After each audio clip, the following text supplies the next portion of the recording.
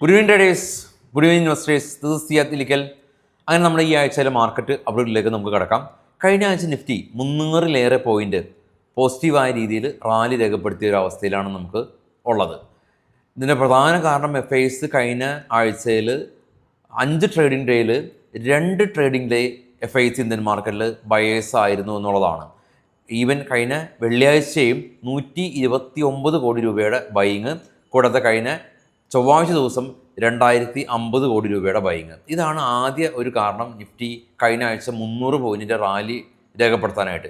Nifty 300 point rally രേഖപ്പെടുത്തി എന്ന് പറയുമ്പോൾ ചാർട്ട് കണ്ടിട്ട് വരാം, അപ്പോൾ നമുക്ക് മനസ്സിലാക്കാൻ സാധിക്കും.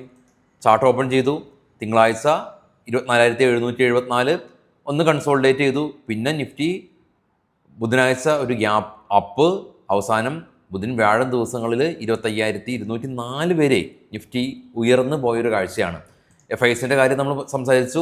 3 ദിവസത്തിൽ 2 ദിവസം ബൈങ്. അത് മാത്രമല്ല, ഈ ഇൻഫോസിസിൻ്റെ ഷെയർ ബൈബാക്ക് അത് മൊത്തത്തിലൊരു IT സെക്ടേഴ്സിന് ഒരു ഗുണകരമായി. കൂടാതെ തന്നെ ഓട്ടോ സെക്ടറിൽ നിന്ന് GST കുറയ്ക്കുമെന്നുള്ള ആ ഒരു ന്യൂസിൻ്റെ അടിസ്ഥാനത്തിൽ ഒരു പോസിറ്റിവിറ്റി. ദീപാവലി അടക്കുന്നത് കൊണ്ട് വേറെ ഒരു ഫ്രഷ് ബൈങ് എല്ലാം തന്നെ ഇന്ത്യൻ മാർക്കറ്റിൽ കഴിഞ്ഞ ആഴ്ച ഒരു വളരെ പോസിറ്റീവായിട്ടുള്ള ഒരു ആഴ്ചയാണ് ഉണ്ടായിട്ടുള്ളത്. വീക്കിലി അടിസ്ഥാനത്തിൽ ഈ 300 പോയിൻറ്റിൻ്റെ റാലി വീക്കിലി അടിസ്ഥാനത്തിൽ രേഖപ്പെടുത്തിയിട്ട് തന്നെ ഒരുപാട് നാളുകളായിട്ടുണ്ട്. അപ്പോൾ നിഫ്റ്റി അങ്ങനെ നിക്ഷേപകരെ സംബന്ധിച്ച് വളരെ ശാന്തമായിട്ടുള്ളൊരു അന്തരീക്ഷമാണ് ഉണ്ടായിരുന്നത്. അപ്പോൾ എന്ന് കരുതി ഗ്ലോബലി ശാന്തതയൊന്നും ഇല്ല. നമ്മൾ അവസാന ദിവസം കണ്ടിരുന്നത് US ഇൻഫ്ലേഷനാണ്. US ഇൻഫ്ലേഷൻ സ്ലൈറ്റ്ലി അപ്പായിരുന്നു, എങ്കിലും ഇൻലൈൻ വിത്ത് എക്സ്പെക്റ്റേഷൻ എന്നുള്ളതാണ് അവിടുത്തെ അനലിസ്റ്റുകൾ അതിനെക്കുറിച്ച് വിശകലനം ചെയ്തിട്ടുള്ളത്. എന്നാൽ ഇന്ത്യയുടെ ഇൻഫ്ലേഷൻ ഡേറ്റയും കഴിഞ്ഞ വെള്ളിയാഴ്ച ദിവസം ഉണ്ടായിരുന്നു. 2.07% ഒരു അപ്സൈഡ് ഉണ്ടായി. കൂടാതെ കഴിഞ്ഞ വെള്ളിയാഴ്ച തന്നെ ട്രംപ് ഈ ഇന്ത്യ റഷ്യയിൽ നിന്ന് ഓയിൽ വാങ്ങുന്നത് സംബന്ധിച്ച് ഈ ഒരു 50% താരിഫ് അത് 50% തന്നെയാണ് എന്ന് വീണ്ടും അടിവരയിട്ട് പറഞ്ഞതിനെ തുടർന്ന് നിഫ്റ്റിയുടെ നിഫ്റ്റിയുടെ കറണ്ട് മന്തിലെ ഫ്യൂച്ചർ 25,250. നിഫ്റ്റിയുടെ സ്പോട്ടല്ല, നിഫ്റ്റിയുടെ ഫ്യൂച്ചർ.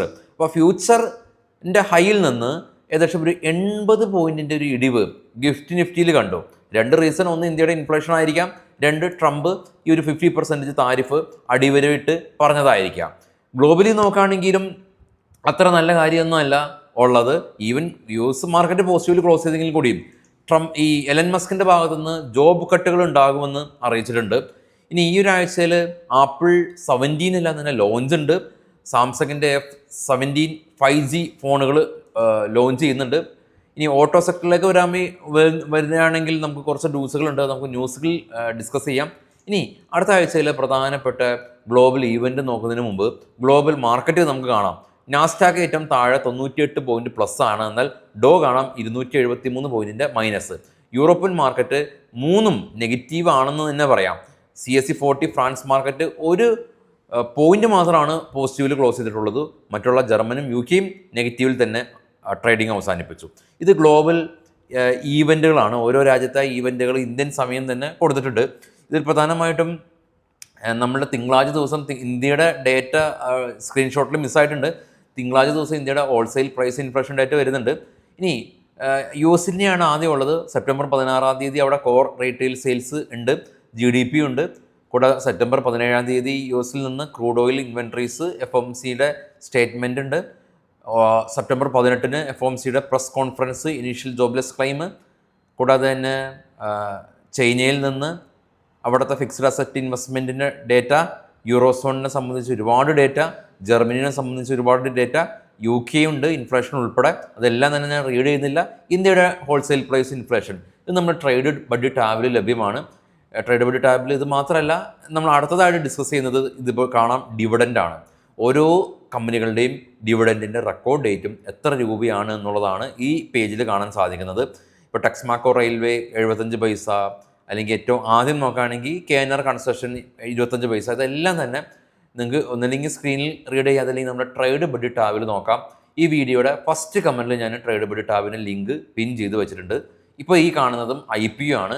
ഓരോ കമ്പനീസിൻ്റെ IPO എന്ന് ഓപ്പൺ ആവും, എന്ന് ക്ലോസ് ആവും, എന്നാണ് അലോട്ട്മെൻറ്റ് എന്നുള്ളതും നമ്മുടെ ട്രേഡ് ബഡ്ജറ്റ് ടാബിലുണ്ട്. വീഡിയോയുടെ ഫസ്റ്റ് കമൻറ്റിൽ ഈ ഡീറ്റെയിൽസും ഇതായിട്ട്.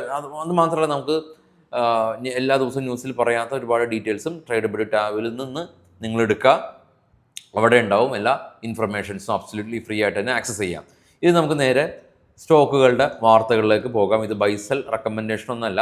അദാനി പവർ കമ്പനി 2400 മെഗാവാട്ടിൻ്റെ തെർമൽ പവർ പ്രൊജക്റ്റ് ബീഹാറിൽ നിന്ന് കമ്പനിക്ക് ലഭിച്ചു. റെയിൽറ്റെൽ കമ്പനി 600 കോടി രൂപയുടെ ഓർഡർ ബീഹാർ എഡ്യൂക്കേഷൻ പ്രൊജക്റ്റ് കൗൺസിലിൻ്റെ ഭാഗത്ത് നിന്ന് ലഭിച്ചു. Doctor Reddy US drug control authority inspection നടത്തി 5 ഒബ്സർവേഷൻസ് റേസ് ചെയ്തു.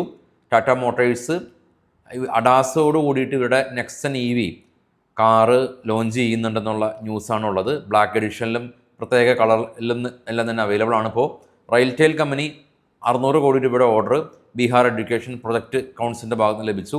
Blue jet health care company ഇവിടെ പ്രൊമോട്ടേഴ്സ് 6% സ്റ്റേക്ക് സെല്ല് ചെയ്യുകയാണ് എന്നുള്ള ന്യൂസ് ഉണ്ട്.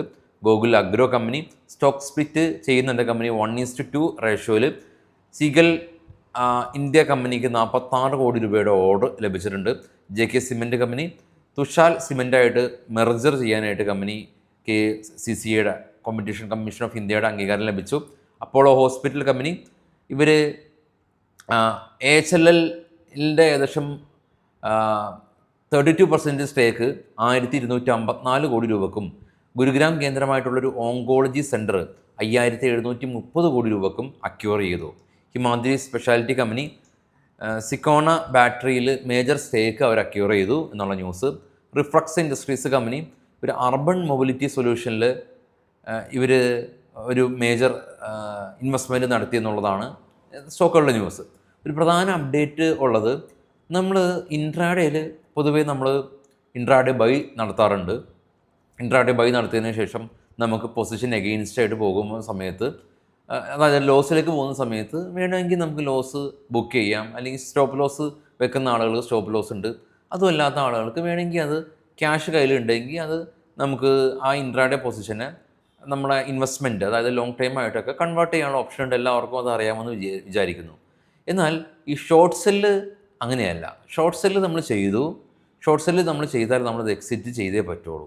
പക്ഷേ കഴിഞ്ഞ കുറേ ദിവസങ്ങളായിട്ട് നമുക്ക് വരുന്ന പല മെസ്സേജുകളിലും ആളുകൾ കമ്പനീനെ ഷോർട്ട് സെല്ല് ചെയ്തു.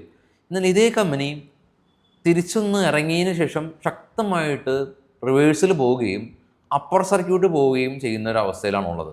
അപ്പർ സർക്യൂട്ട് പോയത് കൊണ്ട് തന്നെ മേ ബി ഇവർക്ക് ആ ട്രേഡിങ് ഹാൾട്ടാക്കും. നിഫ്റ്റി 50-ലുള്ള കമ്പനീസ് അല്ല കേട്ടോ, അല്ലാതെയുള്ള കമ്പനീസാണ്. ഈ മിഡ് ക്യാപ്പിലൊക്കെയാണ് പൊതുവേ ഇങ്ങനെ വരാറുള്ളത്. അപ്പോൾ അങ്ങനെ അപ്പർ സർക്യൂട്ട് പോകുന്ന സാഹചര്യത്തിൽ ഇവർക്ക് ഈ ഒരു ട്രേഡിൽ നിന്ന് ഇറങ്ങി പോരാൻ പറ്റാത്ത അവസ്ഥ വരികയും മേ ബി നെക്സ്റ്റ് ഡേയും അപ്പർ സർക്യൂട്ട് ആണെങ്കിൽ അല്ലെങ്കിൽ കൂടിയും വലിയ പെനാലിറ്റി വരാനുള്ള സാധ്യതകൾ വളരെയധികം ഏറെയാണ്. അപ്പോൾ അതുകൊണ്ട് തന്നെ നമ്മൾ ഈ ഷോർട്ട് സെല്ല് ചെയ്യുന്ന സമയത്ത് നിഫ്റ്റി 50-ലുള്ള സ്റ്റോക്കുകൾ മാത്രം ഷോർട്ട് സെല്ല് ചെയ്യുന്ന ഒരു പ്രാക്ടീസ് നമ്മൾ പുലർത്തുകയാണെങ്കിൽ അത് കുറച്ചും കൂടി ബെറ്റർ ആയിരിക്കും എന്നുള്ളതാണ് എൻ്റെ പക്ഷം.